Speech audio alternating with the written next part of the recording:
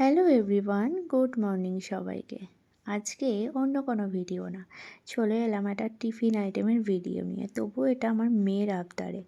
ও বলল, মাম্মাম তুমি তো সব ভিডিও দাও, তো এত কষ্ট করে টিফিন করো, রান্না করো, তো সেগুলোরও একটু ভিডিও দাও।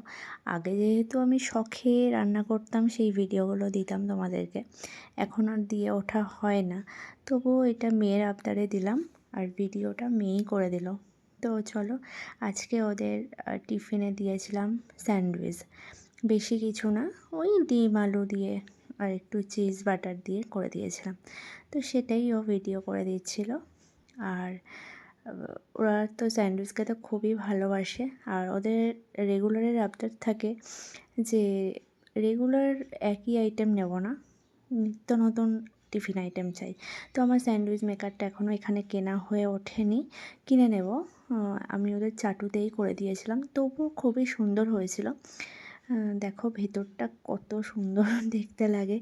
যদিও এগুলো গরম গরম খেতেই ভালো লাগে, তবুও কি করা যাবে, টিফিনে তো আর ওরা গরম খেতে পারবে না। তো এটাই বানিয়ে দিলাম। আজকে ওদের টিফিন ছিল, ছেলে আর মেয়ের টিফিন ছিল স্যান্ডউইচ।